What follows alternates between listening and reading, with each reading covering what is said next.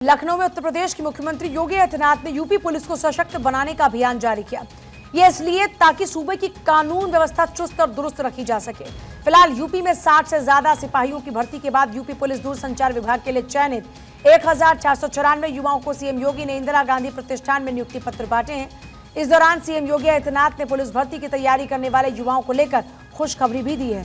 उन्होंने बताया कि जल्द ही यूपी पुलिस में 30,000 नई भर्तियां होंगी। भ्रष्टाचार और भ्रष्टाचारियों के प्रति जीरो टॉलरेंस की नीति को अपनाना पड़ा था। भर्ती की प्रक्रिया से लेकर के ट्रेनिंग की प्रक्रिया को तेजी के साथ आगे बढ़ाने के कार्यक्रम को आगे बढ़ाया था।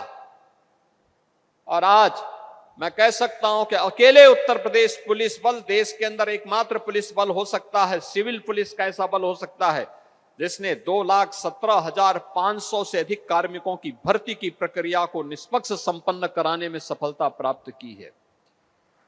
यानी पिछले 8 वर्ष के अंदर जितनी हमने भर्ती की है,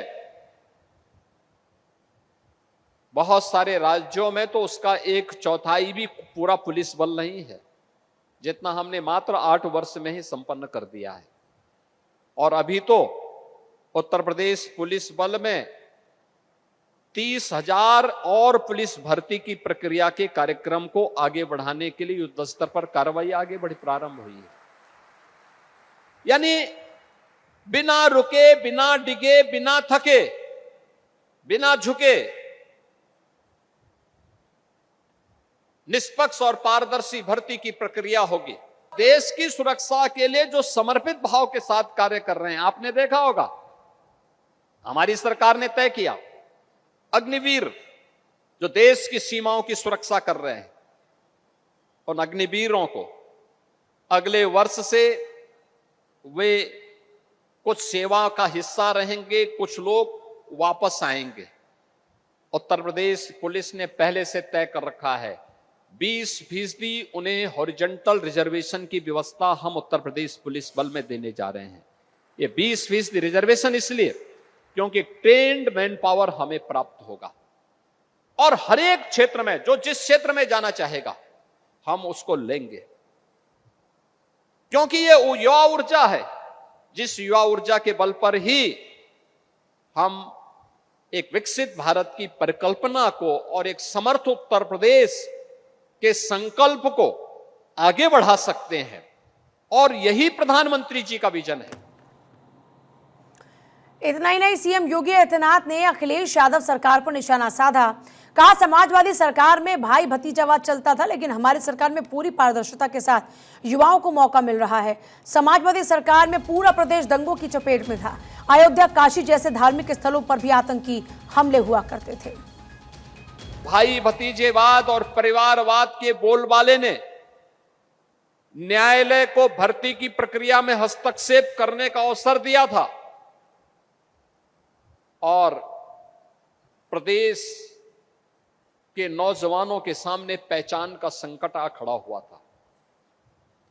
एक पहचान का संकट, पूरा बदनामी एक परिवार और एक पार्टी करती थी, गलत काम एक परिवार और एक पार्टी करती थी।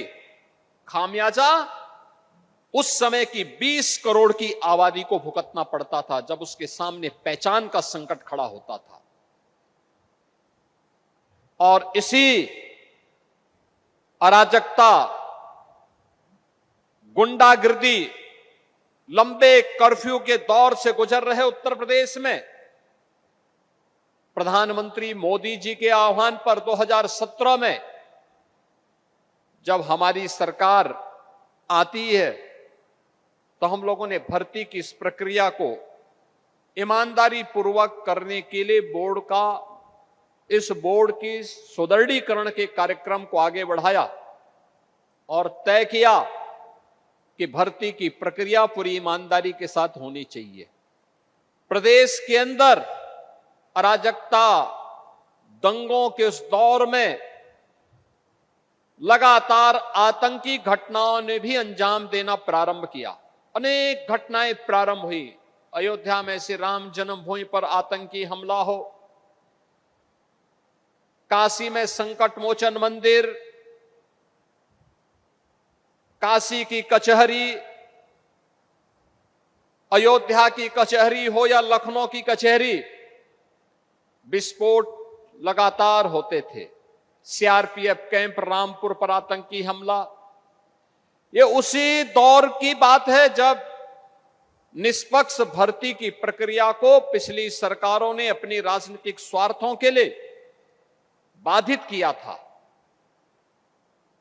परिणाम था उत्तर प्रदेश का नौजवान पलायन करने के लिए मजबूर हुआ था। लेकिन सत्ता परिवर्तन के बाद से यूपी की दशा दिशा दोनों बदली। यूपी में न सिर्फ विकास हुआ बल्कि दुनिया भर के निवेश के लिए केंद्र भी अब उत्तर प्रदेश बन चुका है। और यह सब इसलिए संभव हो पाया क्योंकि उत्तर प्रदेश में कानून व्यवस्था में सुधार हुआ। और इसकी चर्चा आज देश में होती है। इस बात का जिक्र भी सीएम योगी ने मंच से किया।